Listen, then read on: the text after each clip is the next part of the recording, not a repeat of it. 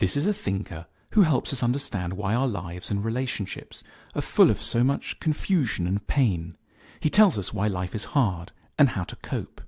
His own life incurred a lot of anxieties.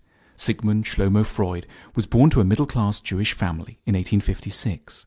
His professional life was not an immediate success. As a medical student, he dissected hundreds of eels in an unsuccessful attempt to locate their reproductive organs. He promoted cocaine as a medical drug, but it turned out to be a dangerous and addictive idea. A few years later, he founded the discipline that would ultimately make his name, a new psychological medicine he called psychoanalysis. The landmark study was his 1900 book, The Interpretation of Dreams. Many others followed. Despite his success, he was often unhappy. During some particularly strenuous research, he recorded, "The chief patient I am preoccupied with is myself." He was convinced he would die between 61 and 62 and had great phobias about those numbers, although he actually died much later at the age of 83. Perhaps because of his frustrations, Freud achieved a series of deep insights into the sources of human unhappiness. He proposed that we are all driven by the pleasure principle, which inclines us towards easy physical and emotional rewards, and away from unpleasant things like drudgery and discipline. As infants, we are guided more or less solely according to the pleasure principle, Freud argued, but it will, if adhered to without constraints, lead us to dangerous, reckless things like never doing any work or eating too much, or most notoriously, trying to sleep with members of our own family. We need to adjust to what Freud called the reality principle. Though we all have to bow to this reality principle, Freud believed that there were better or worse kinds of adaptations. He called the troublesome ones neuroses. Neuroses are the result of faulty negotiations with, or in Freud's language, repression of, the pleasure principle. Freud described a conflict between three parts of our minds: the id, driven by the pleasure principle, and the superego, driven by a desire to follow the rules and do the right thing according to society, and the ego, which has to somehow accommodate between the other two. To understand more about these dynamics, Freud urges to think back to the origins of our neuroses in childhood. As we grow up, we go through what Freud termed the oral phase, where we deal with all the feelings around ingestion and eating. If our parents aren't careful, we might pick up all kinds of neuroses here.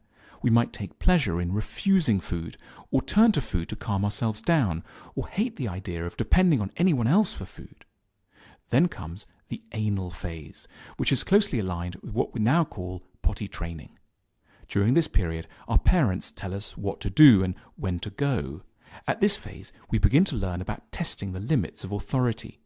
Again, if things go wrong here, if we don't feel that authority is benign enough, we might, for example, choose to withhold out of defiance. Then, as adults, we might become anally retentive, in other words, not able to give or to surrender. Next comes the phallic phase, which goes on until about the age of 6.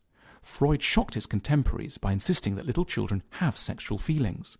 Moreover, in the phallic phase, children direct their sexual impulses towards their parents, the most immediately available and gratifying people around. Freud famously described what he called the Oedipus complex, where we are unconsciously predisposed towards being in love with the one parent and hating the other. What is complex is that no matter how much our parents love us, they cannot extend this to sexual life and will always have to have another life with a partner. This makes our young selves feel dangerously jealous and angry, and also ashamed and guilty about this anger. The complex provides a huge amount of internalized worry for a small child. Ultimately, most of us experience some form of confusion around our parents that later ties into our ideas of love. Mum and Dad may both give us love, but they often mix it with disturbed behavior. Yet because we love them, we remain loyal to them and also to their bizarre destructive patterns. For example, if our mother is cold, we will be apt nevertheless to long for her, and as a result, however, we may be prone to always associate love with a certain distance.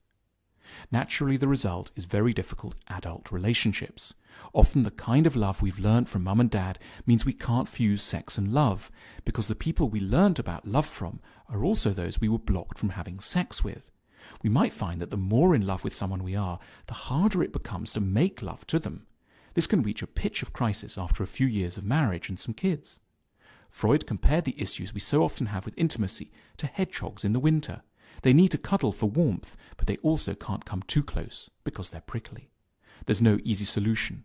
Freud says we can't make ourselves fully rational, and we can't change society either. In his 1930 book, Civilization and Its Discontents, Freud wrote that society provides us with many things, but it does this by imposing heavy dictates upon us, insisting that we sleep with only a few, usually one other person, imposing the incest taboo, requiring us to put off all our immediate desires, demanding that we follow authority and work to make money. Society themselves are neurotic. That is how they function, and that's why there are constant wars and other political troubles. Freud attempted to invent a treatment for our many neuroses. He called it psychoanalysis. He thought that with a little proper analysis, people could uncover what ails them and better adjust to the difficulties of reality. In his sessions, he analysed a number of key things. He looked at people's dreams, which he saw as expressions of wish fulfillments. He also looked at parapraxes, or slips of the tongue.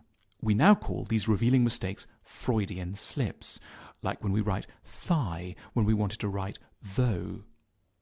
He also liked to think about jokes. He believed that jokes often help us make fun of something symbolic like death or marriage, and thus relieve some of our anxiety about these topics.